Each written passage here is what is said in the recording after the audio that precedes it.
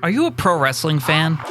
Then odds are at some point in your life, you were a backyard wrestler. In this new series, I'm going to take you through how we came from this to this. It's a long story, covering nearly 2 decades. But if you're a nostalgic person missing the backyard days of yesteryear and a simpler time of the 90s and early 2000s, this is the story for you. This is Backyard Wrestling Cinema.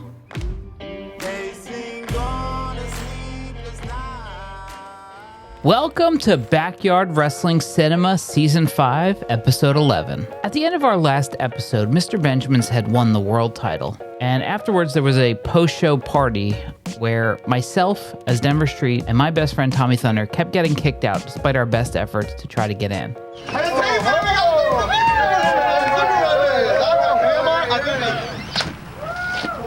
What's up, man? Hey, Hey,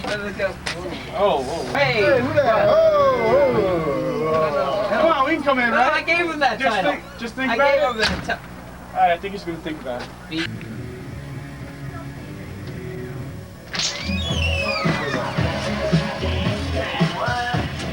Thought that was nice gonna work. try. Hey, wait, whoa. Forgot this. Yeah, you forgot your stuff. Have a nice night, boys. Thanks, by the way. We're gonna start our own part. Well, no, not with you. And this was filmed at an actual party. Like, we would just have, there'd be parties at least like once a week where everyone would kind of get together and hang out. And this was at one of those parties. Next up was a segment that was all Mr. Benjamin's idea. It was based on the style of MTV Cribs, where a celebrity would show you what the inside of their house looks like. And the story in this one was every time Mr. Benjamin's would show you a part of the house, I would be in there and trying to get my rematch for the world title and trying to steal the world title back. All the B4W viewers out there to Mr. Benjamin's crib, come take a walk with me and I'll give you a quick run through on my $3 billion house. We got Mary's hanging right here, washing it. Is it clean enough here? No, you can keep doing it. 2 more hours, girl, 2 more hours. Olympic-sized swimming pool, 29 feet deep, and deepest 2 feet and shortest. And pool cleaning man who looks awfully a lot like Denver Street. Hey, what's going on? Hey, can I help you, buddy? I was just wondering, maybe I could get a title match tonight. This again. Definitely not. Sorry.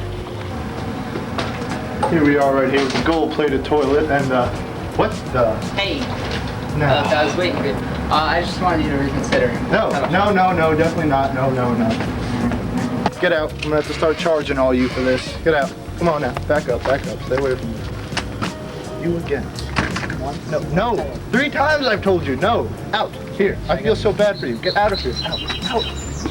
Once we get to the ring, the show kicked off with a promo from earlier in the day. The High Rollers called out the Old School Alliance. They say that Denver Street does have a rematch. The Old School Alliance says that I get my rematch for the world title, but TJ Money, the owner, claims he read that contract, and the contract states an Old School Alliance member gets a rematch.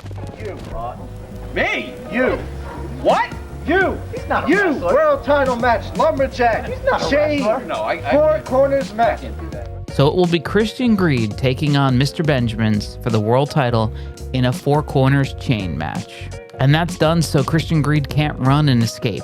My character was down and depressed after losing the world title, and I looked it, very much so, and for good reason, and we'll get into that later. The Beast takes on Homeboy Joe Slice for his United States title. The Beast is out there with Hellspawn, who had left the Old School Alliance and stole Christian Greed's bird, which was a walking stick that he treated like it was an actual person. It's a very good big man versus agile wrestler match. Good for back then anyway. He's having a reverse. Another super kick. Here we go. Drop kick. In the end, Homeboy gets the win and keeps the U.S. title. And he's going to stick it into the beat. Excalibur. He nailed the Excalibur. 1, 2, 3. Christian Greed refuses to ref the next match because it's a bunch of jobbers, as he claims. It's Agent Bibbs versus Just in Time. The High Rollers come out and force him to referee this one.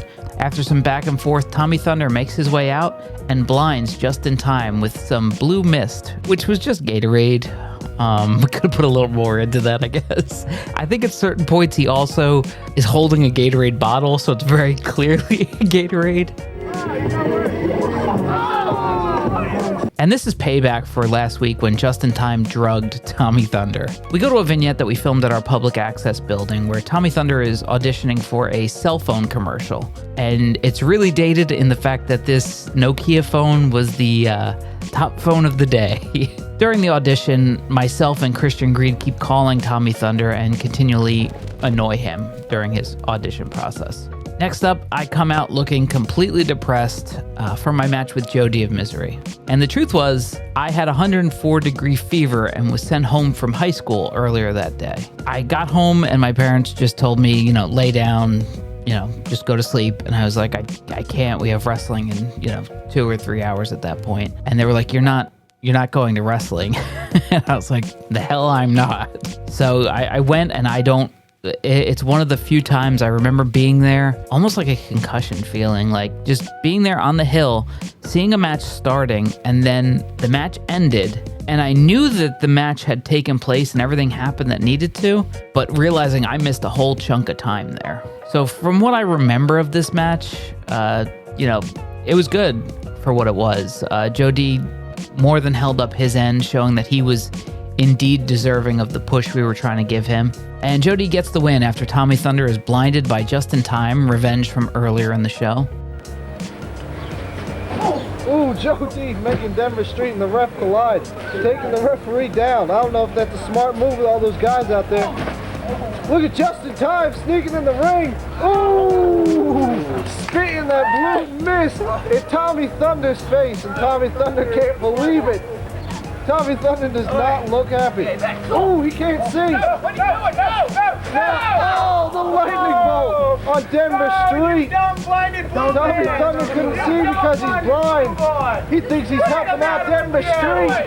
But no, Joe D's got the pin. The referee's back up. 1, 2, 3, and Joe D. And once again, Just in Time is up on Tommy Thunder, and Joe D gets another big win.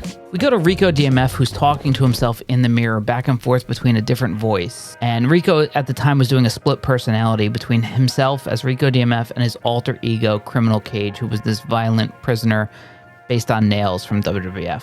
Mumbles takes on TJ Money with the stipulation that if Mumbles beats TJ Money in a regular match, he gets to bring back the Hardcore title. Now, why we originally got rid of the Hardcore title was I was supposed to lose to Mumbles at our last pay-per-view, Aftermath. So he was just going to vacate the title. But the stipulation was if I won the match, I would dump the Hardcore title and get rid of it forever. Now, leading up to the pay-per-view, I had no plans on winning the match, but events changed, circumstances changed, and I ended up winning the match. So I now had to get rid of the Hardcore title. So this was a big build for Mumbles to try to bring back the Hardcore title. Mumbles still loses here, and that was part of the story. It was supposed to be a story about him bringing back the Hardcore title. When we kind of sat him down and talked to him in the weeks after he didn't win the world title, we knew that he was a little bummed about the whole situation. So we asked him what did he kind of want to do, because right now the world title is kind of out of the picture. We kind of did that already. And he said he just wanted to go back to doing stuff with the Hardcore title. So this was the story that we came up with. The Masters of Disaster, which are Hellspawn and the Beast, approached Joe D of Misery about joining their faction. We don't get an answer right away. Backstage, somebody shaves Tommy Thunder's head.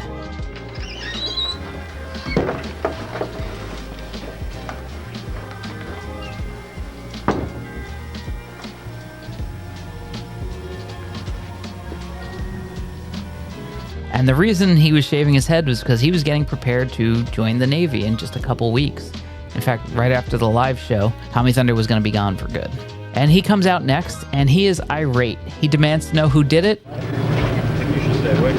Earlier before, I was resting in my suite, and someone took it upon themselves to come in and pull a little prank on me. Now, last week I found out it was the Fly who drugged me before my match with Hellspawn and Beast. This week, they took it a little further. Yeah, that's right, they shaved me bald! No one confesses, and he takes on Hellspawn in a back and forth match, and Hellspawn eventually gets the win here.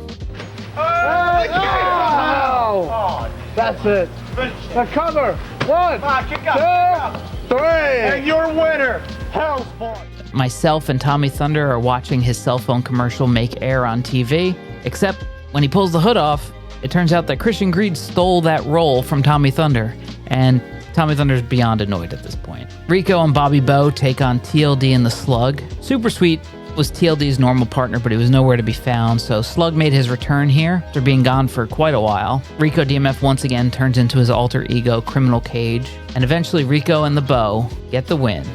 In the corner. Oh my lord. Oh my God. What does Criminal Cage Rico DMF? Oh my God, with the handcuffs. 1, 2. Post-match, Slug lays out TLD and dumps sunscreen on him for whatever reason, I don't know, and the commentators have a field day with that. Up in there. Slug just poured a whole bunch of white substance all over his face. TLD looks like a porn star. Can I get some Slug looks like a music? champion. Can I get some music? Benjamins defends the world title against Christian Greed in a chain match. Despite heavy interference from the Old School Alliance, Benjamins wins and retains the world title. And he's got it. Benjamin's is your winner. We were building to our biggest show ever, our live show, Heatstroke. We were prepared to lose half a dozen of our most loyal wrestlers as people went off to college, moved, went into the Navy, and we were facing the reality that we now were going to be kicked from our current location. After we announced the live show, Rico DMF's parents, whose backyard is where we did the show, kind of told us, "Hey, we thought this was a phase in your life, and you were going to kind of move past it. So can you go ahead and do that now?" And so it was needless to say, it was a very stressful time for all of us, not knowing where the future was going to lead. You know, after high school is already such a stressful time in your life because you feel like you have to figure out the rest of your life in that very moment. And knowing that friends were leaving, people were moving away, people were going off to college, and, you know, somebody like Mr. Benjamin who was moving to Florida, you know, that's another world when you're 17, 18 years old. Tommy Thunder was joining the Navy, and that's a 4-year commitment at minimum. So we didn't expect to ever see him again. It wasn't the time now where you have this instant communication with everybody all the time. It just didn't work that way. So going into this summer and coming out of this summer was a stressful time, but you wouldn't know it. Everybody was just so excited and the shows were so good and everybody was having so much fun. It was truly the greatest summer of our lives, but it was all getting ready to come to a crashing halt. That's all for this week. We'll see you next time right here on Backyard Wrestling Cinema.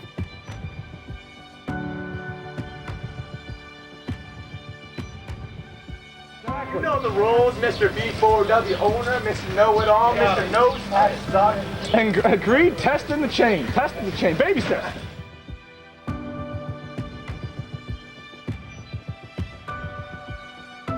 Uh-oh. Oh. The slash and drop! Oh my God! Slash and drop. Oh my God! Slash and drop. The pin.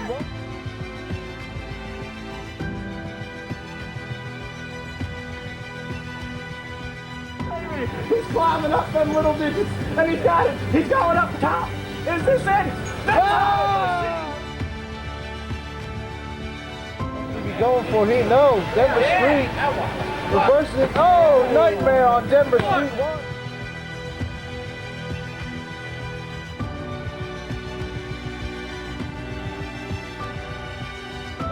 Come on, full speed. Chokes him back in. Oh, the thunderstorm.